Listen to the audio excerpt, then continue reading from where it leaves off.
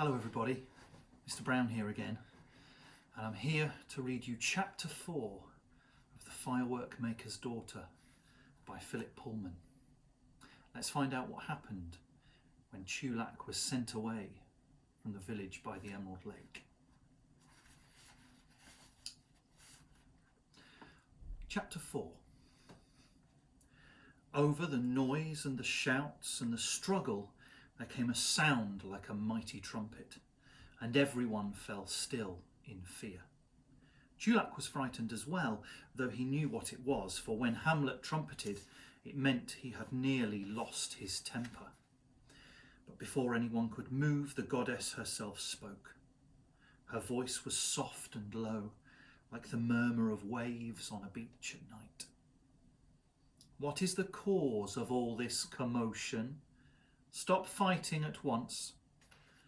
It is good of you to protect me from embarrassment, High Priest, but I should like to hear from this young man and to see his friend the elephant.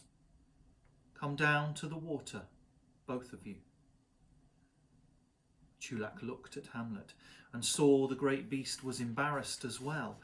Hamlet stepped through the crowd, being very careful not to tread on anybody's toes, and knelt down next to Chulak on the sand. The slogans daubed on him were very clear in the moonlight.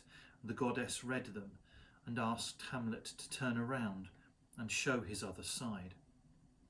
Eat at Rambash's Jungle Grill. Chang loves lotus blossom. I thought I'd wash that one off, Chulak said. I think it's charming, said the goddess, but you mustn't do it any more. Your friend is too wise and too noble to be written on, and if he could speak, I'm sure you'd realise that yourself.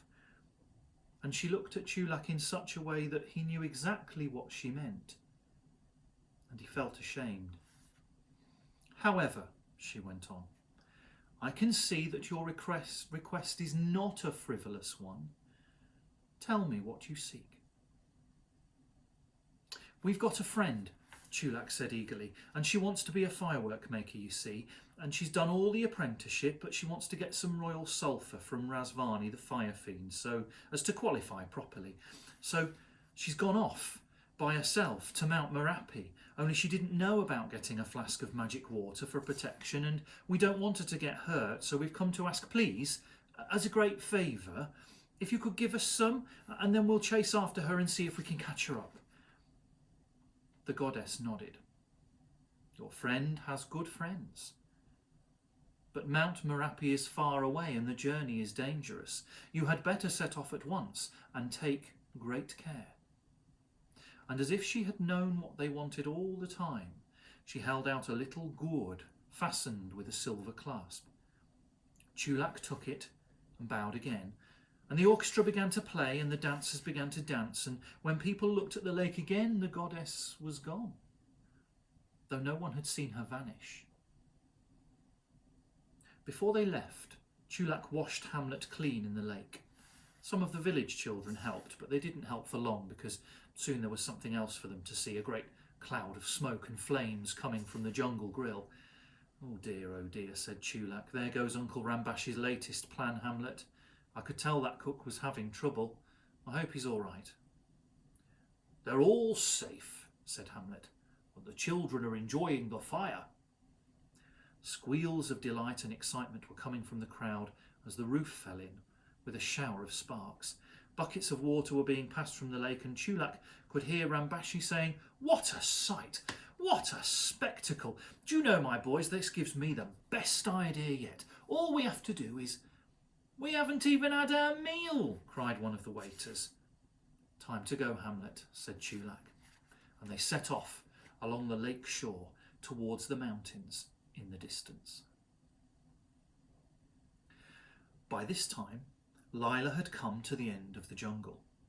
Climbing all the time, she moved on and on, as the trees thinned out and the path became a mere track and then vanished altogether.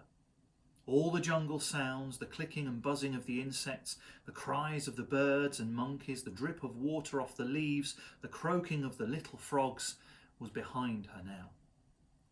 And when she heard them, she had enjoyed their company, but now there was nothing except the sound of her foot on the path and the occasional rumble from inside the mountain, which was so deep that she felt it through her feet as much as she heard it through her ears. When night fell, she lay down on the stony ground beside a rock and wrapped herself in her one blanket. The full moon shone right in her face and kept her awake, and she couldn't get comfortable because of the stones on the ground. Finally, she sat up in annoyance. But there was no one to share her annoyance with. She'd never felt so lonely.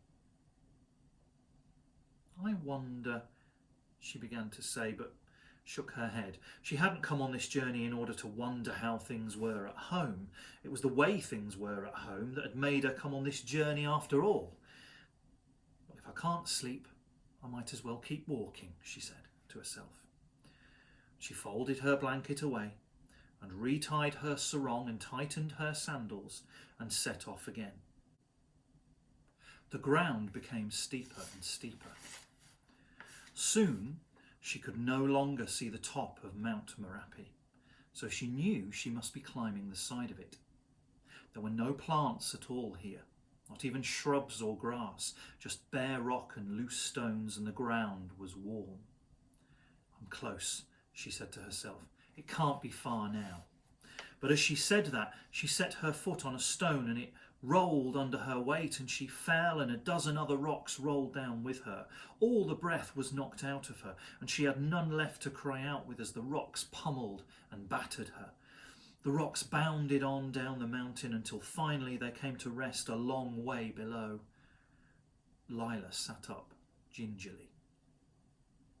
Ow, she said.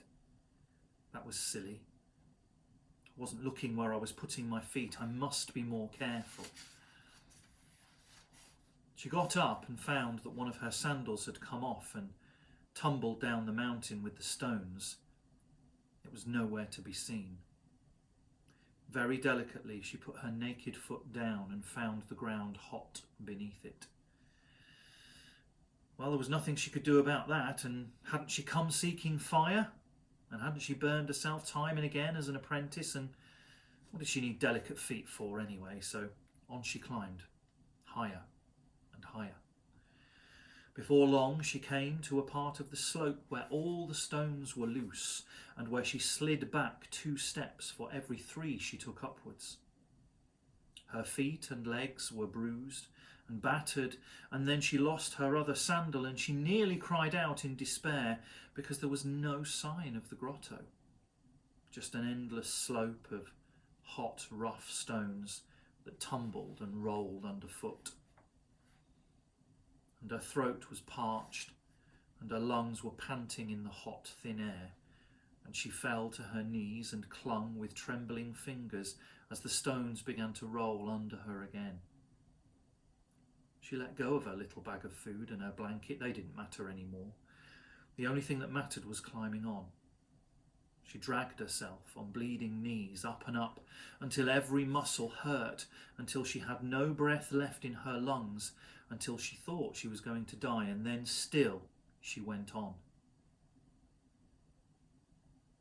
And then one stone, bigger than the rest, began to shift above her as the little stones beneath it tumbled down. It slid and rolled towards her, but she had no strength to move. But at the last second, it bounded over her and rolled on down the mountainside in a cloud of dust and pebbles. Where it had been, there was a great hole as tall as a house. The moonlight shone in a little way, but the hole went deeper still, right into the heart of the mountain. A gust of sulphur-laden smoke came billowing out, and Lila knew she had found her goal. It was the grotto of the Fire Fiend. That's the end of chapter 4, and there'll be more tomorrow, where I'll read you chapter 5 of The Firework Maker's Daughter by Philip Pullman. Bye-bye. See you then.